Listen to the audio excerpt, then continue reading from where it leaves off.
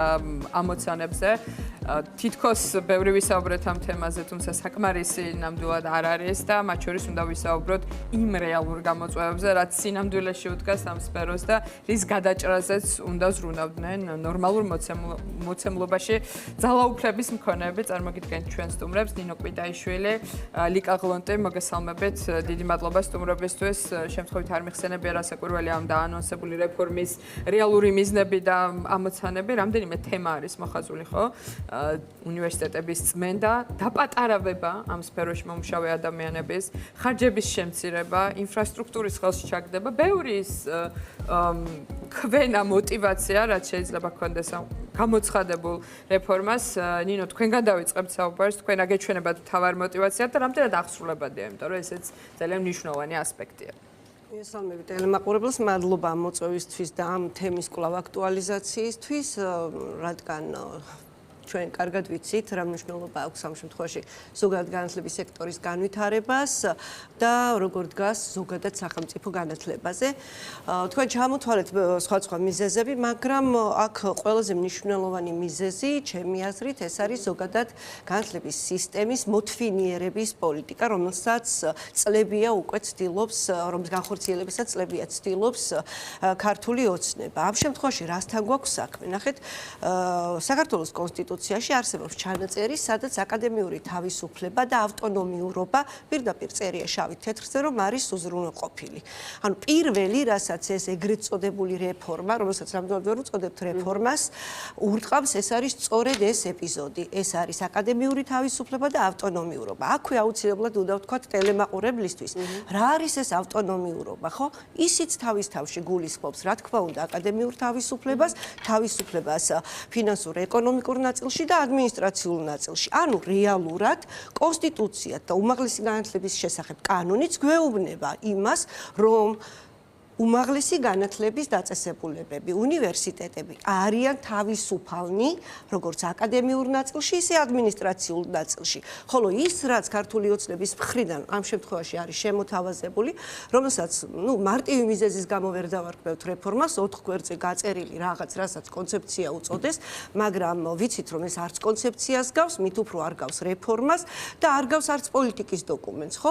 ამას გარდა, ნახეთ, სათაურად გასდევს უმაღლესი განათლების რეფორმა, მაგრამ როდესაც ისაუბრა კობახიძემ ამის შესახებ, იქ ზოგადად განათლების ნაწილსაც შეეხო, მაგალითად 11 წლიანი სწავლების მიმართულებით. რაც პირდაპირ აისახებას მასწავლებლებზე, სკოლებზე, საათებზე, ანაზღაურებაზე, ამაზე ალბათ ვისაუბრებთ, თქვათ, როგორც უმაღლესი განათლების სფეროში, ისე ზოგადად განათლების სფეროში, რა პრობლემებს შეიძლება წავაწყდეთ მომავალში, თუ ეს რაღაც კატასტროფა, განხორციელება დაიწყო, ისი იმედიც მე მაქვს, რომ ვერ მოხდება და ძალიან მნიშვნელოვანი რაც შუმადა იმათ უნდა ესმოდეთ, რომ შეიძლება სამსახურიც დაკარგოს. კი, რა თქმა უნდა, იმათ პირველ რიგში უნდა ესმოდეთ ეს, იმიტომ რომ რაც თქვენ ბრძანეთ, აქ ადამიანური რესურსის შემცირების ნაწილში ეს აისახება როგორც უმაღლესი განათლების ნაწილზე, ისე ზოგადი განათლების ნაწილზე, ხო? და რა თქმა უნდა, სარჩული იმის თუ ვინ დარჩება და ვინ წავა, ძალიან კარგად ვიცით, რომ იქნება პოლიტიკური, იმიტომ რომ ეს ხერხი უკვე ნაცადი აქვს ქართულ ოცნებას, მაგალითად სკოლის დირექტორების შერჩევის ნაწილში, ხო? ამიტომ აქ არაფერი ახალი არ არის, უბრალოდ პირდაპირ ვხედავთ უკვე ჩვენ იმას, რომ შეიძლება ეს ცოტა ზედმეტად პოლიტიკურად მოგეჩვენოთ, მაგრამ როდესაც მუდმივად საზოგადოება საუბრობდით ავტოკრატიაზე, ხომ? ამ შემთხვევაში პირდაპირ შევნიშნავთ უკვე ტოტალიტარიზმის მახასიათებელ ნიშნებს. ანუ როგორ ვინაცვლებთ ავტოკრატიიდან პირდაპირ ხმა ტოტალიტარიზმს. ეს უნისონშია, ხო, იქეთ პოლიტიკური საქმიანობა რო იკრძალება, გასაგები არის, რომ აქ შეიძლება ზუსტად იგივენაირად აისახებოდეს ავტორიტარიზმის, ახლა ჩვენ დიდი ხანია ვსაუბრობთ ავტორიტარიზმის კონსოლიდაციაზე, მაგრამ უკვე ევროპაშიც დაიწყეს, ეს ავტორიტარიზმი არ არის, ეს დიქტატურისკენ სვლა არის და გასაკვირიც არ არის. ლიკა, თქვენი მოსაზრებაც რა არის, თქვენი აზრით რეალური მიზნები და ამოცანები და ასევე რამდენად აღსრულებადია და შეხვდება თუ არა წინააღმდეგობა? აბსოლუტურად ვეთანხმები ჩემს კოლეგას და ძალიან რთულია რამე დავამატო ახლა ამას. სასაკვირველია ეს არის სრული კონტროლის დამყარების მცდელობა, მოთვინიერება ძალიან კარგი სიტყვა, რომელიც ზუსტად ასახავს ამ პროცესს. მოთვინიერება და დაჩაგვრა. აკადემიური სფეროს მართლა კონტროლის ქვეშ მოქცევა, რომ უნივერსიტეტი როგორც თავისუფალი აზრის, დაბადების, განვითარების და გამოხატვის ადგილი იყოს ძალიან მკაფიო კონტროლის ქვეშ. ანუ მიზანი აბსოლუტურად გასაგებია არის ცოტა უხერხული მეთოდები შემოგთავაზეს ამის განხორციელების, მაგრამ მე ვერ ვიქნებოდი ესეთი პესიმისტური ამის აღსრულებასთან დაკავშირებით. სხვადასხვა ასპექტები არის ამ კონცეფციაში წარმოდგენილი. ნაწილის განხორციელება შეიძლება ძალიან რთული იყოს იმ ვადებში, რომლებიც პრემიერმა დაასახელა. ხა მან თქვა, რომ 60 წელიწადში დავასრულებთ, ეს ზღაპარია, იმიტომ რომ ყველაფერს რომ თავი გავანებოთ, თუნდაც ინფრასტრუქტურულ ნაწილში, ვიცით რა ოცნების, ასე ვთქვათ, გაქანება დიდი პროექტების აღსრულებისა, ყველა შენობის გაყიდვა ვაკე-საბურთალოს რეგიონში და ასევე ქუთაისში და ასევე ვთქვათ ბათუმში და სხვაგან და მათ ადგილას ახალი კამპუსის აშენება 60 წელიწადში რომ არ მოესწრება, ეს ყველას კარგად გვესმის, იმიტომ რომ ჩვენ ვიცით, რომ მაგალითად წლების წინ მეცნიერების ქალაქი უნდა აშენებულიყო თბილისში, დიღომში და მსგავსი არაფერი არ მომხდარა და აგერ ქალაქის ცენტრში სკოლის შენობები გვენგრევა და მაგათი გარემონტება ვერ მოუხერხებიათ, ასე რომ ინფრასტრუქტურულ ნაწილში შეიძლება მოთხოვნით, რომ სკოლაში სწავლის საშუალება მიეცათ. ეს ასე თქვა ძალიან ტრივიალური სკოლების გარემონტების და შენობების აშენების საკითხი, რომელიც შეიძლება იყოს ყველაზე უფრო მარტივად გასაკეთებელი, ხო? მაგრამ ინფრასტრუქტურული ნაწილის არ გაკეთება, ასე ვთქვათ, ამ რეფორმის ბოროტებას, ასე ვთქვათ, არ გამორიცხავს, იმიტომ რომ მან შეიძლება ძალიან ბევრი სხვა ზიანი იქნეს მიყენებული, მარტო შენობების გაყიდვა რო გავდგათ, ასე ვთქვათ, გვერდზე. ეს არის ჩარევა ძალიან უხეში ავტონომიურობაში, რაც ამსაც პრემიერმა თქვა, რომ უნივერსიტეტებს, სახელმწიფო უნივერსიტეტებს ეკრძალებათ უცხოელი სტუდენტების მიღება. წერტილი ეს არის ავტონომიურობის წინააღმდეგ გადადგმული ნაბიჯი. რაცამსაც ითქვა, რომ ყველა პროგრამა უნდა იყოს 3+1 მოდელზე, რაღაცა მედიცინის გამონაკლისის გარდა.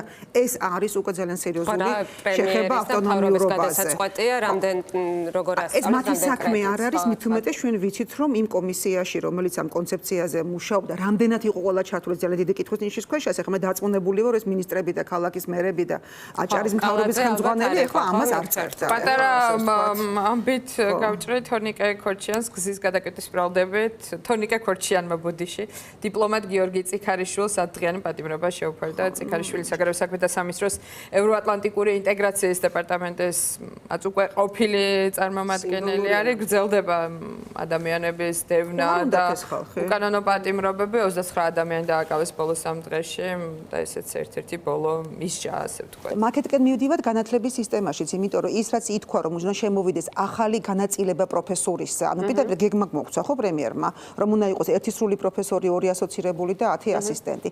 დააკვირდით თან წამოგვეწია ახლა გზაში ახალი ცვლილებები კორუფციის წინააღმდეგ ბრძოლის კანონში, გუშინ ითქვა და დღეს უნდა შესულიყო უკვე ძალაში, რომ საჯარო სამსახურში და სიფში მომუშავე ადამიანს ორ სხვადასხვა ადგილას არ შეიძლება. ეს პირდაპირ ურტყავს მასწავლებლებსაც და პროფესორებსაც სასაკვირველია და იქნება მათი გადარჩევისთვის ძალიან სერიოზული ინსტრუმენტი და ისი კითხონ, რატომ მუშაობს ეს ხალხი ორ სამსახურში რა ეხალისებათ, სად წაიღონ თავისი დრო არიციან თუ რა, ანუ ანაზღაურების თემა არის, ასე ვთქვათ, პრობლემური. და კიდევ ერთ-ერთი ასპექტი, ანუ ესე იგი მიზეზები გასაგებია რა უნდათ და იძულებულებიც არიან მსგავსი რეფორმა ჩაატარონ, იმიტომ რომ არ აქვს ფული.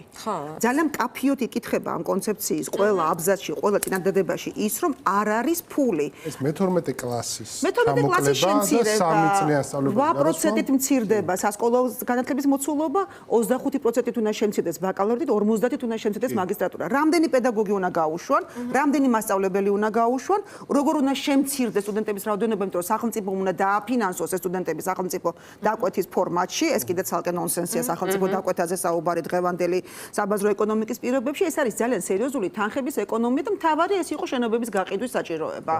ხოშო შენობებთან დაკავშირებით მე მგონია რომ ეს არის ის ფინანსური საფუძველი, რაზეც უნივერსიტეტებს შეუძლიათ რომ დააფუძნონ საკუთარი მომავალი შემოსავლები. მათ შორის აი ეს ხმადაღებული კვლევის არარსებობა უნივერსიტეტებში ან ნაკლებობა აი ტექნიკურ უნივერსიტეტს მაგალითად ხო ნახევარი კოსტაუს გამზირი ტექნიკური უნივერსიტეტია. ცარიელია შენობები, აბსოლუტურად ცარიელია. რატომაც არა, თქვათ უნივერსიტეტს უნდა კონდეს უფლება, რომ თქვათ არენდით გასცე შენობა მიიღოს შემოსავალი, ამით დაიფინანსოს რაღაცა. არის ეს პრემიერ-მინისტრის საქმე, რომელმაც თავრობის ხდომაზე უნდა გადაწყვეტოს ეს საკითხი. უნივერსიტეტებს ხო ამ ყველაფერს უზღუდავენ. ხო, ეს არის ალბათ თავი პრობლემა, რაზეც გაყიდულ შენობაზე დავობს. თავდასხმის ბერკეტა და ფთოქცეული ხო მე.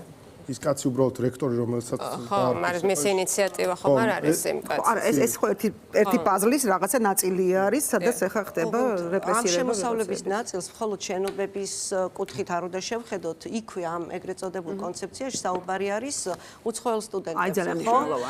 და სწორედ აი ამ უცხოელი პირიქით უნდა ხდებოდეს ეს, რაც შეიძლება მეტი იყოს უცხოელი სტუდენტი საქართველოში, იმ მარტივი მიზეზის გამო, თუნდაც აი პრაგმატული მიზეზის, რომ ერთ უცხოელ სტუდენტს შეუძლია შეუძლებელია რამდენიმე ქართველი სტუდენტის სწავლის დაფინანსება.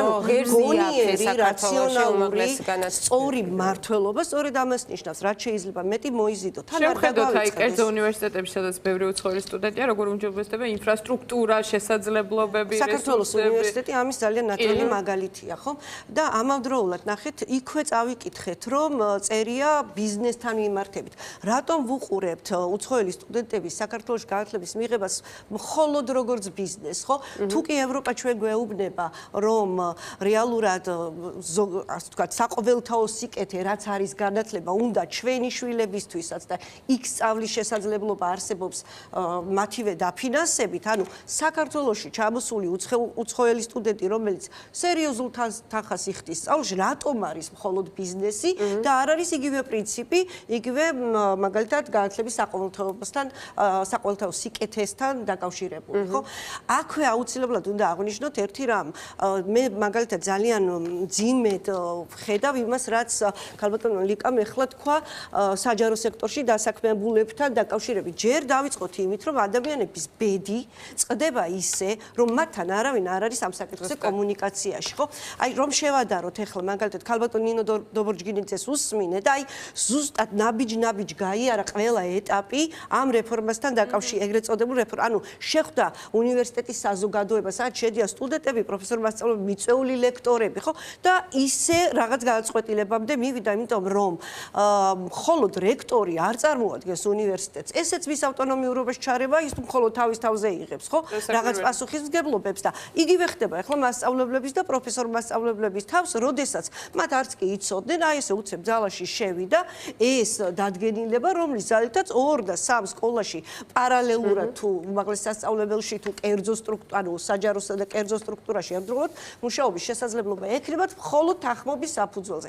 ეს თანხმობები რის მიხედვით დაიცემა მით საჯარო სკოლების შემთხვევაში, სადაც ძალიან კარგად ვიცით, როგორი არის პოლიტიკური წნეხი, როგორ დაინიშნენ სკოლის დირექტორები, რესურს ცენტრის ხელმძღვანელები და რა გავლენას ახდენს განათლების სამინისტრო და მეტიც სუსი, ეს ძალიან კარგად ვიცით. ამიტომ ეს დოკუმენტირებულია თან ნანახი გვაქვს ჩვენ დოკუმენტებით, კონკრეტული მტკიცებულებებით და ეს არ არის რაღაცა ჩვენი დაკვირვება ამ აკითხული გვაქვს კრებსებში, როგორ უნდა ასე ვთქვათ, დევნის ქვეშ ყოფილიყვნენ კონკრეტული რამდენი ჟურნალისტური ექსპერიმენტი ჩატარდა მათ შორის და აჩვენა, რომ ეს რეალურად როგორ იყვნენ პარტიულად მობილიზებული ეს ადამიანები. აქ კიდევ მნიშვნელოვანი ასპექტი იყო, სახელმწიფო უნივერსიტეტები უნდა იყვნენ ორიენტირებული თქვენ სახსენეთ ლიკა სახელმწიფო ამოცანების შესრულებაზე. ამას რო გვეუბნება თან ქართული ოცნება, რომელსაც თავი აქვს სახელმწიფოდ გაიგივებული, ხო? ანუ ქართული ოცნება, ანუ სახელმწიფო პარტია. ასეც რომ არ იყოს, რას ნიშნავს ეს საერთოდ? როგორ ეწინააღმდეგება იმ სულისკვეთებას, რაც სახელმწიფო არ მეუგვეუბნება.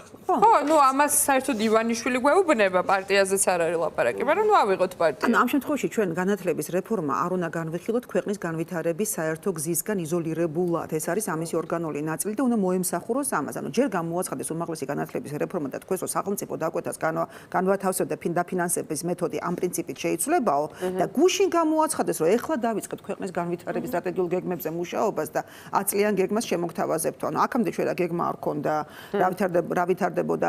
მე მაგალითად ყველაზე მეტად ყველაზე უფრო კორუფცია შეგრჩებოდა თუ ყველა. არა, აქ ვადა გადაგვიწეს რომ კიდე 10 წელი ვიქნება. ეგეც ახალი შემთხვევაში ახლა ვინც ამას წერდა, ხო? ანუ ვინც ამას წერდა, ეს არის რაღაცა ძველი საბჭოთა ტიპის აზროვნება ცალსახად, როდესაც იყო ლაპარაკი რომ აი ეს უნდა იყოს გეგმიური ეკონომიკა, ანუ მე უნდა ვიცოდე 3-4 წლის შემდეგ რამდენი იურისტი, რამდენი ბიოლოგი და რამდენი მომღერალი რამდენი მომღერალი დამჭირდება, ანუ ეს დაკვეთა უნდა მივცე და ამის შესაბამისად ამის ისე ვთქვათ მთავარი დოკუმენტი უნდა იყოს ქვეყნის ეკონომიკური განვითარება. საბჭოთა რაღაც გეგმით ამ დროს ეუბნებიან თბილისის გარეთ უნივერსიტეტებში თქვენ გექნებათ მარტო აგრარული სექტორი და პედაგოგიკა განვითარებული პროფილური, ანუ და პროფესიული განათლება უნდა გაძლიერდეს. ხო, ანუ აი ამ 10 წლიანი სტრატეგიის ნახვაც იქნებოდა ძალიან საინტერესო, ასე ვთქვათ, როგორ წარმოუდგენიათ ქვეყნის განვითარება, მაგრამ დღეს ჩემი კოლეგა სწორედ ქეთი გურჩიანი წერდა იმას, რომ ჩვენ ცოდნის ეკონომიკიდან გადავდივართ მომსახურების ეკონომიკაზე. ანუ გეზი აბსოლუტურად გასაგებია, იმიტომ რომ ოღონდ უხარისხოზე თან. ხო, დაფინანსების არარსებობის პირობებში და შენობების გაყიდვა რომ ჭირდება, ეს ნიშნავს რომ მართლა ძალიან მიჭირს, ხო,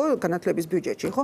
დაფინანსების არარსებობის პირობებში პროფესორების რაოდენობის მკვეთრი შემცირება ფინანსირების პირობებში ბოდიში გიგაზე დანიას ქონდა ზუსტად ამას სტატუსი, რომ 12000-მდე პროფესორ მასწავლებელია და აი წლების შემცირების გამო მისი გათვლით აქედან 4000 პირდაპირ ყოველგვარი რეორგანიზაციის გარეშე ოღონდ გიგას ქონდა მთელი აკადემიური პერსონალი და მარტო სახელმწიფო რო ავიღოთ იქ 5000 პროფესორი არის. ანუ იქ საერთოდ ასე ვთქვათ მეოთხეზე უნდა დავიდეს, ხო? ანუ უფულობის და აკადემიური პერსონალის ნაკლებობის პირობებში ასე ვთქვათ რა, არანაირი ახალი აკადემიური ცოდნის შექმნის პერსპექტივები ჩვენ არ გვაქვს. ანუ ეს იქნება რაღაცა იზოლირებული სისტემა, ნახეთ, ლიხსიქით, ლიხსაკეთ, თითო-თითო უნივერსიტეტი, ისეთი პროფესორი, რომელსაც ასე ვთქვათ, იზიდავენ ამ ჰიპოთეტური 10000 ლარიანი ხელფასით, რომელიც ალბათ მეტის უნდა ქონდეს პროფესორს, ამას წინააღმდეგე ვინ არის, მაგრამ იმ პროფესორზე იქნება ჩამოკიდებული უამრავი რამ და პირველ რიგში მორჩილი პოლიტიკური, ასე ვთქვათ, სუბიექტის ამოცანა, იქ აკადემიურ განვითარებაზე ლაპარაკი ზედმეტია. ამიტომ ჩვენ იარსვლა 10000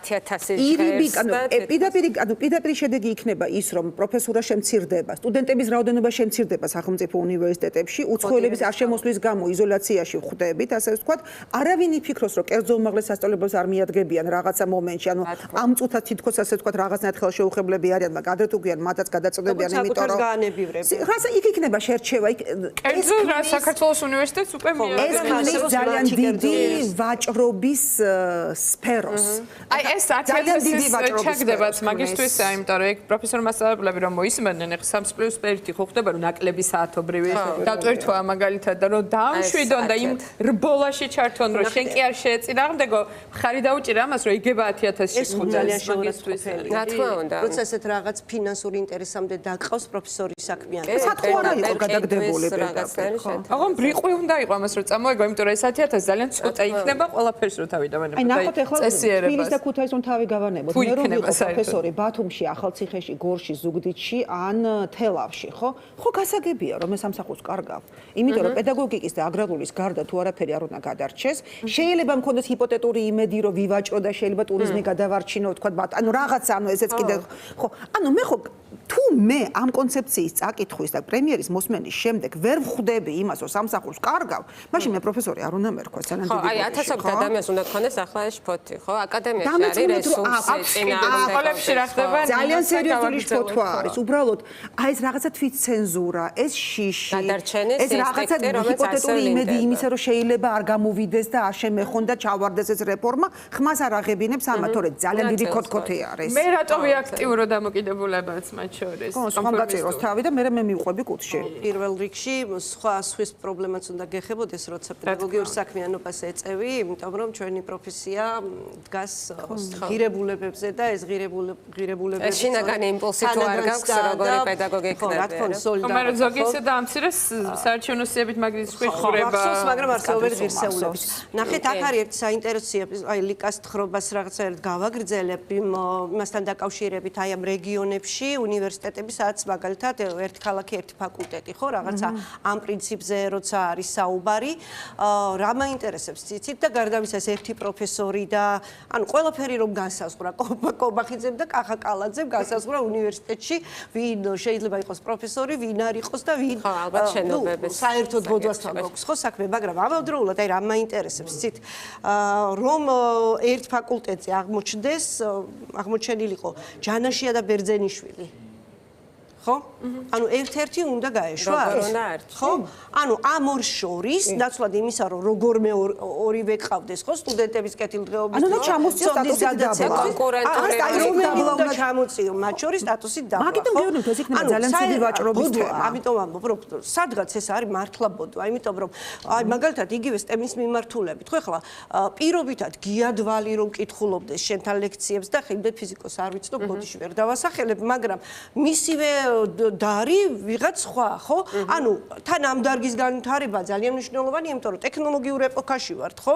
და ზოგადად STEM-ის მიმართულება და ამ დროს ხო, ნუ გიადვალი არა დაჯექი სახლში, რაღაცა სხვა უნდა დავასაქმო, ხო, პარტიული ნიშნით. რა შეიძლება მასწავლებლებს, სიბართლე გითხრათ, მასწავლებლები ხშირად ფიქრობენ ხოლმე, რომ ეს მათ თავს არ დატრიალდება, რომ ეს მაინც არ განხორციელდება. ეს როდის იქნება და იცით რატომ? იმიტომ რომ რაც კი დაიწყო ქართულმა ოცნებამ, ერთადერთი რაც განახორციელა, ხოლმე ისეთი ცვლილება ეს იყო ჯეჯელავას ვაშლების სკოლაში. ანუ ეს რეალურად ნამდვილად არაფერი ნახეს, ხო. გავუკეთე. გარდა ამისა, პოლიტიკური წნეხი ასე თუ ისე რომ განიცადეს, თითქოს ვიღაცები ადაპტირდნენ, ვიღაცები მაინც პროტესტში არიან და ნამდვილად ტაშდა ქებამათ, მაგრამ ამავდროულად ჯერ კიდევ ფიქრობენ, აი მართლა ფიქრობენ, რომ ხელისუფლებას ამ არალეგიტიმურ რაღაცა კასტას მოუწევს 11 წლიანი სწავლების დათმობა, უბრალოდ 12 წლიანის დატოვება. და რატომ? და არის ამაში რაღაც ლოგიკა, იმიტომ რომ ამ ადამიანების ქართული ოცნებიდან ხელისუფლებიდან შვილების სწავლობენ ასევე საკმაოდ პრესტიჟულ მაღალ ბიუჯეტურ სკოლებში, ხო?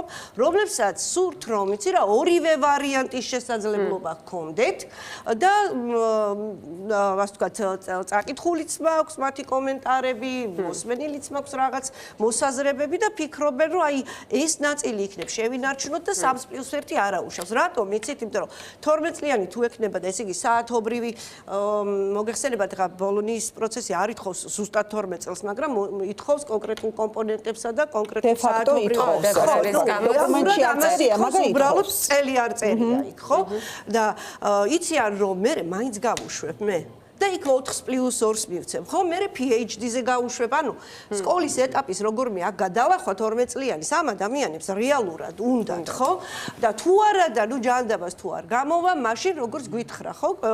ამ შემთხვევაში მიქანაძემ რომ არსებობს შესაძლებლობა საზღვარგარეთ მე-12 კლასის დასრულების. ანუ ეს ცინიზმის და უტიფრობის მწვერვალია, იმიტომ რომ მიქანაძე სხვა შორის ბევრი შეფასებით დაბნეულად გამოიყურებოდა მეორე დღეს, როცა მოუწია არა კონფრონტაციულ ეთერში ყოფნა თან, ანუ იმაზე ხო არ არის ლაპარაკი რომ დაწერილი ხალხო დაუდეს და უნდა გააправოს და ძალიან შევდღეშია და ამ სიღრმეების კომპეტენციაც არ გააჩნია, მოდით ვაღიაროთ, ხო? იმიტომ რომ არ აქვს ამ ადამიანის განათლების სფეროს კომპეტენცია და ახლა ნუ დაგნიშნონ ახლა თქვენ მაგალითად რაღაც ბირთვული ფიზიკის ლექტორად, ხო? ხა ნუ აი წარმოუდგენელი ამბავი. ხო, რამდენ რაღაცას მოედება ეს რეფორმა განხორციელების შემთხვევაში, იქნება სრული ქაოსი, ხო? ეს რომ მართლა ჩაუშვა და გათვლილია რამე თუ რა. მე მინდა მართლა იცოდეს თითოეულმა მასწავლებელმა რომ დიახ, ტკივნეული იქნება მართლაც 11 წელი, იმიტომ რომ მე-12 კლასის საათობრივ ბადეში რა საგნები იყო. რაღაცებს გადაიფიქრებენ რა პოლიტიკური მოსაზრებებით, ეგეც არის.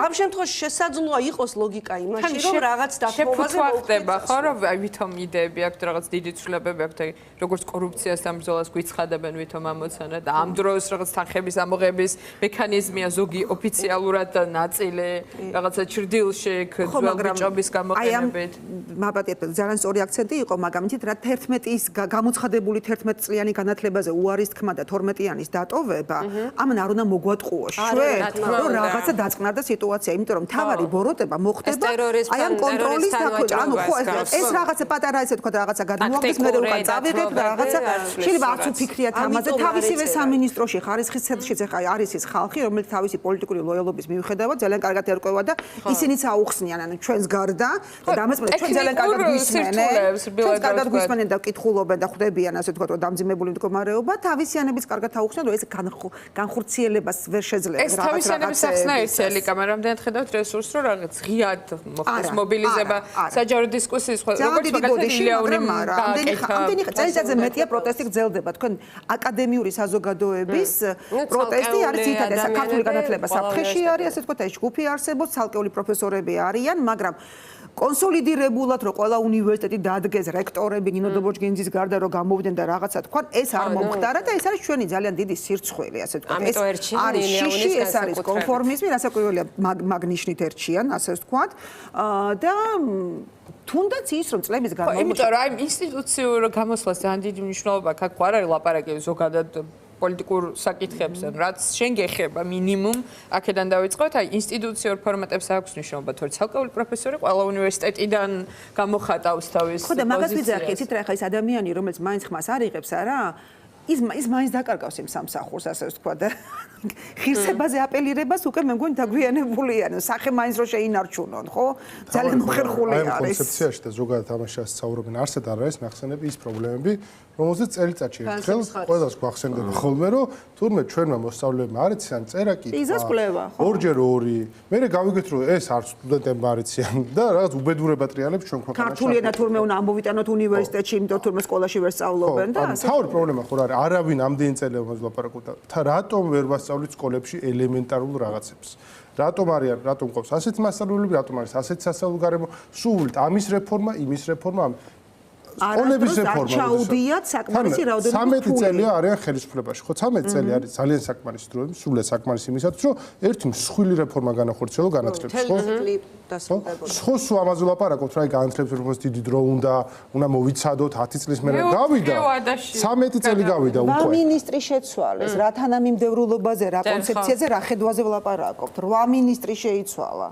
კი, ეს არის ყველაზე მძიმე შედეგი. აი, ისევ ჩვენ გვაქვს უმძიმესი ვითარება. სხვა შორის ასევე შეაჩერეს მასწავლებლების ესეთი სწრაფად პენსიაზე გაშვების მექანიზმი, რაც შექმნეს, რომ ერთიანად ხონდე მე შენ გაძლევ ფულს და ეხა პენსიაზე გადი, ესეც გააჩერეს, ეს ისიც, ანუ აქაც გადახალისება აღარ ხდება მასწავლებლების ამ მთელი ჯგუფის, ეს ძალიან დიდი პრობლემაა, ხო? მთელი მიმართულებების ასაკში შესვლა მოხდა ამ პერიოდში, ხო? ვეღარ მოიძებება ფიზიკის მასწავლებელი, ქიმიის მასწავლებელი, რთულია, პენსიაზე ვერ გადის ხალხი, იმიტომ რომ ფიზიკის მასწავლებლის პოვნა არის შეუძლებელი ჩვენს რეალობაში დღეს, ხო? ამიტომ აი სკოლებზეც რო ვთქვათ რა, უშუალოდ სკოლებზე, აი რას და როგორ ვიასწავლეთ და გვაქვს რა, ეროვნული სასწავლო გეგმა, გენიოსები უნდა გამოდიოდნენ იქიდან. იმის აძლევა რო ხდებოდა, ხო რეალურად? რეალურად ქუჩაში რომ გავაჩეროთ 10 მოქალაქე, 9 იტყვის რომ ქართული სკოლა არ ვარგა. ხო ასია და ნუ შემდგომ რომ ვკითხავ, შესაძლოა ყველაზე ხშირი იყოს ფინურ მოდელზე საუბარი, ნუ ეს რაღაც ტრენდული არის, ხო? სმენიათ და რაღაც. მაგრამ ის ნამდვილად ფაქტი ჯიუტია, რომ ჩვენი სკოლა, საჯარო სკოლა ვერ უზრუნველყოფს განათლების ხარისხს. დიახ, ეს ჩანს პიზას კვლევებში და სხვათა შორის რაც თქვენ თქვით ახლა, აი სტუდენტების ნაწილში რაც გამოჩნდა, უბრალოდ დროში რომ შევადარეს, სწორედ ბოლო პიზას კვლევის შედეგებში მოსწავლეების ასაკი რაც იყო, მათი ახლა უკვე სტუდენტობის ასაკს დაემთხვა. თაობა, რომელსაც წაკითხulis გააზრების პრობლემა ჰქონდა სკოლაში, თაობა, რომელსაც ასე ვთქვათ, მათემატიკის ნაწილში ჰქონდა პრობლემები, ხო? რომელსაც მოუწია კოვიდი და საერთაშორისო ეს კატასტროფული ონლაინ სწავლება, ხო? და ისინი გახდნენ სტუდენტები, ბუნებრივია, რომ უკვე სტუდენტობის ასაკში ის მოცემულობა ძალიან რთული შესაძლებელია, ხო? ამიტომ აჩვენეს უკვე იმ კვლევაში, სადაც სტუდენტებთან დაკავშირებით იყო კვლევა, ასეთი შედეგები, ნუ რაც აჩვენეს, ხო? ანუ რეალურად ეროვნული სასწავლო გეგმა არის სარეკომენდაციო დოკუმენტი, ხო? ის განსაზღვრავს ძირითად კომპეტენციებს, ხო? ანუ რა უნდა იცოდეს ახალ მოსწავლემ, მაგალითად საბაზო საფეხურის ბოლოს, ან რაღაც საშუალო საფეხურის ბოლოს. ამისთვის იქნება სახელმძღვანელოები, იხარჯება უამრავი რესურსი, როგორც სახელმძღვანელოს შექმნაზე, შემდგომ მის ასე ვთქვათ დანერგვაზე, იმიტომ რომ სჭირდებათ მასწავლებლებს უკვე პროფესიული გადამზადება და მიუხედავად ამ ყველაფრისა, გვაქვს ეს კატასტროფული შედეგები. პირველი, რაც ამაზე ნეგატიურად მოქმედებს, ეს არის ის წირი ბიუჯეტი და ფინანსება, რაც გააჩნია დღეს სკოლას. ზოგადად განათლების სექტორი ვერ განვითარდება ასეთი დაფინანსების პირობებში და დიახ, ეს ეხება უმაღლეს განათლებასაც. დღიდან ეროვნული გამოცდების შექმნისა არ შეცვლილა სტუდენტის ვაუჩერი, ხო? არის ყველაფერი გაძვირდა მართლა ამ ქვეყანაში. ხო, ანუ არ შეცვლილა და როგორ შეიძლება რომ ერთი და იგივე დაფინანსება ყოფნიდეს ისტორიკოსსა და მედიკოსს, ხო? სწავლის პირობებში. ანუ შესაბამისად ამ მიმართულებით ფიქრის ნაცვლად როგორ გავზარდოთ დაფინანსება განათლების სექტორში, როგორ მოვიზიდოთ თანხები მათ შორის უცხოელ სტუდენტებზე ვისაუბრეთ ახლა, ხო? ან რა დამატებითი, ასე ვთქვათ, შესაძლებლობები შეიძლება არსებობდეს ჩვენი, ასე ვთქვათ, აკადემიური მოსწრების ბავშვების საზღვარგარეთ სწავლასთან დაკავშირებით. ნაცვლად ამ ყველაფრისა პირიქით. ანუ იზოლაციონიზმი, ფინანსური ქაბრის შემოჭერა ოღონდ განათლების სისტემაზე, არა საკუთარ კორუფციაზე და კარგად ვნახეთ, ხომ, რამდენი მილიონი ფასაც ხო კარგად იზრდიან. რა თქმა უნდა, ანუ მხოლოდ მათთვის ზრდა და განათლების სექტორში რას გვეუბნებიან, რომ რეალურად ამ კონცეფციის თანახმად მთლიანად PhD-მდე სადღაც ქრება 3 წელი, ხომ? ერთი ხო, ნუ 3 წელი. წარმოიდგინეთ ჯამურად 3 წელი დაიკარგოს განათლების, ხო? და ამავდროულად გვეუბნებიან, რომ ჩვენ უნდა გვყავდეს 21 წლის მაგისტრები და თან გვესაუბრებიან შრომის ბაზარზე. როგორ იქნება 21 წლის მაგისტრის დასაქმების სურვილი შრომის ბაზარზე? ნუ წარმოუდგენელი ამბავია, ხო?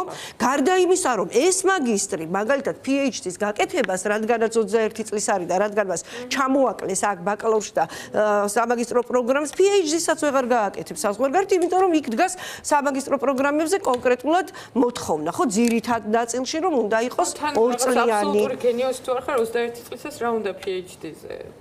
ნუ რეალურად ახლა ამ რაღაცა დათვლით ჩვეულებრივი მათემატიკური ნაწილია ხო ესე გამოდის რა ხო ანუ რას გვეუბნებიან ჩვენ გვეუბნებიან რომ ხარისხიანი განათლება არ გვექნება გვექნება რაღაც აი ამ მოკლებული წლებით საშუალო დონის ალბათ რაღაცა ნაკლები ფული დაიხარჯება ინფრასტრუქტურულ პროექტებს ტყუილად არ ახსენებენ ალბათ ოლიკა იმიტომ რომ ჩვენ ნახეთ სად იშოვა ამ ხალხმა ფული ხო ეგიციან კაფიკალაძე მაგიტომ არის კომისიაში რომ კოეფიციენტებს დაუწევთ შენობებს რუსთავში კამპუსებს ააშენებს სადღაც ძალიან კარგად ვიცით ჯერ ერთი ჭავჭავაძეზე ქონება კარგი კაპიტალი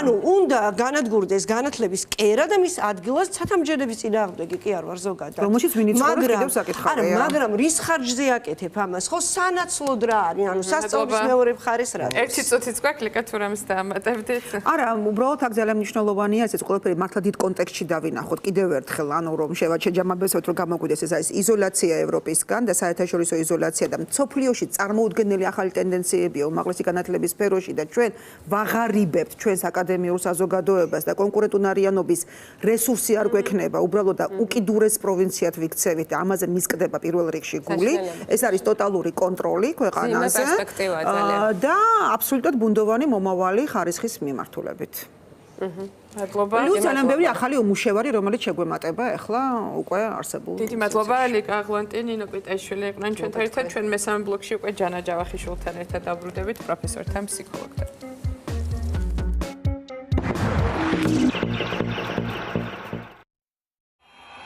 შენი შემოწირულობით გააძლიერე მედია. გადაარჩინე სიტყვის თავისუფლება.